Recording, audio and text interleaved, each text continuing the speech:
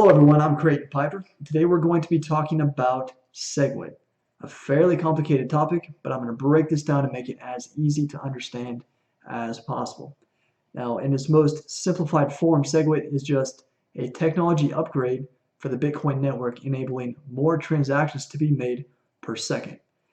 In the end, this is what we need to bring Bitcoin more mainstream and then enable it to be used for any and all of our everyday transactions. It'll help reduce the price of the transactions and facilitate more transactions per second so that the network does not get backlogged. So SegWit, what that actually stands for is Segregated Witness. So let's break down both of those words. If we segregate something, then we are separating it from one or more other things, and then it stands alone, right? So in this case, we are segregating the witness portion of a Bitcoin transaction from the other portion of the transaction, which includes everything but the witness.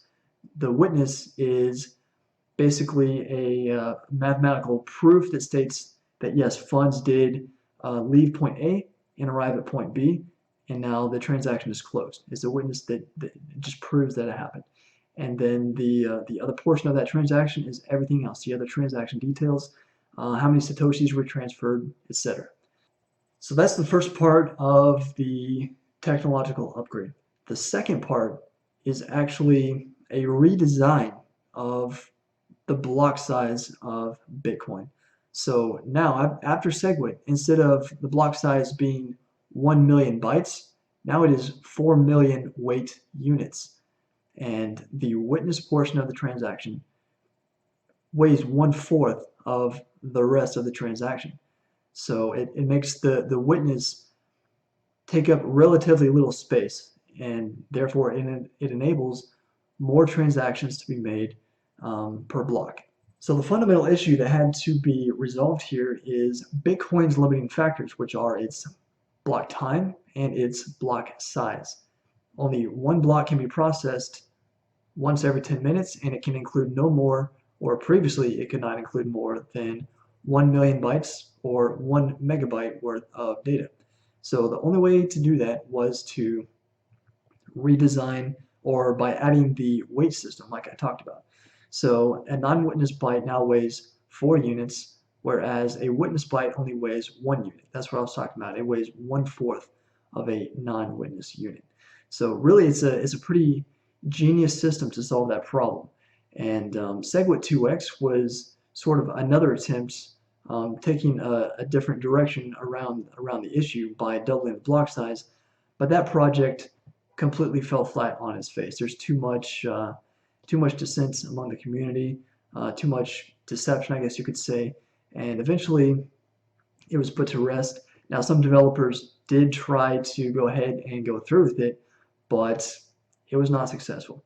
If you hear anything about SegWit 2x, today is probably a scam, so I would ignore that. But the reason why I'm talking about this now, SegWit being not a recent issue, is because it has recently become relevant again. Coinbase at the end of December announced that it would be rolling out support for SegWit, and this is important because Bitcoin handles a significant portion of the worldwide Bitcoin volume. So as you can see, taking a quick look at this chart here, we can see that Coinbase accounts for just over 15.5% of the worldwide Bitcoin trading volume. Bitfinex is number 1, has almost double the volume with over 30%, and then Bitflyer, the biggest Japanese exchange, accounts for about 12%. Bitfinex is Hong Kong based. So between the three, they carry the bulk of the Bitcoin volume, but Coinbase is the one we're focusing on here, right? 15.5% of the global volume. So let's go ahead and look over here. This is the SegWit chart showing how many transactions, what percentage of all the Bitcoin transactions are actually SegWit enabled. So this back here at block 508,000 and change, which was about 25,000 blocks after the actual implementation of SegWit, we were just under 14%. Now this is where we are today at just over 15%. So if you add those together, we're at almost 31%, right? So once Coinbase rolls out, SegWit support will be at almost 31%, or in other words, almost 1 out of every 3 Bitcoin transaction will be a SegWit transaction. So this is good news. Essentially what that will enable is it'll solve part of the Bitcoin network backlog that the network has been suffering from for months now. I wrote an article on this a while back. There's like a steady 100,000 plus unconfirmed Bitcoin transactions. Now this problem is not as bad as it was then. We are at 12,000 and change unconfirmed transactions, and we've been holding at that number for a couple of days. I've been tracking it, but so it's not as big of an issue. But as Bitcoin garners more and more attention and it is used more widely, more transactions will be made. So the issue will once again blow up and become a major factor. So scaling is paramount, number one priority for Bitcoin, and that is why this is so important. Now, the witness portion of each transaction is roughly 60%, about 3/5 of the size of that transaction. So if Bitcoin is 15.5% of the global volume, Coinbase is 15.5. We're sitting at 15.5 now. Let's call that 31%. Let's multiply that 31% by 60%. What that gives us is about 18. Call it 18%, right? So this should allow the Bitcoin network to handle roughly 18% more transactions per second, or 18% more transactions per block, whichever way you want to look at that. So this will go a long ways in helping Bitcoin scale. It will not allow it to scale to the point of being, Visa or MasterCard and be able to handle like holiday purchase volume. It'll get us nowhere close. That's what the Lightning Network is for. So the next and final thing I'd like to talk about is how to actually take advantage of segregated witness. You can do this now. You don't have to wait for Coinbase to roll it out. All Coinbase will do is add in a whole bunch more SegWit enabled addresses to where more people will be able to take advantage of it, but it's not too early to take advantage now. So here's our quick how-to here. First off, you'll need to install a SegWit supporting wallet. Once you've done that, now you need to initiate a new address.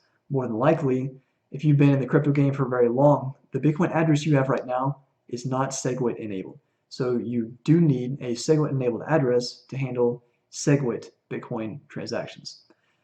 So I think the way this is going to go down, my understanding is Coinbase will actually set up their own SegWit Bitcoin address. They'll transfer all of their existing Bitcoin to that new address, and then whenever you exchange your fiat for Bitcoin using Coinbase, whenever you transfer it out from their website, it'll be coming from a SegWit address, and therefore you'll be getting the discount. So this will help all Coinbase users. And then from there, as long as you have your own SegWit address, whenever you send that to other people, they'll be getting a discount, and it just kind of perpetuates itself in that cycle. So really, it's that easy. Another quick note: SegWit addresses will always start with a 3. It is possible to have an old Bitcoin address that starts with a 3 that is not SegWit enabled, but all SegWit enabled addresses will start with a 3. So if you make a new address, make sure it starts with a 3. Then you know it is SegWit enabled. That's pretty much it. That's all I have. We talked about what SegWit is, how Bitcoin or how Coinbase rolling it out is going to impact the market, and then how to take advantage of it. Pretty much, I think that's all you need. So if you have any questions beyond that, feel free to hit me up. I will add my email in the description. You can always leave a comment as well. I enjoy hearing feedback, especially if you appreciate the video or you learn something from it. And don't forget to subscribe. Thanks, guys. Appreciate the support. Happy hodling. Peace.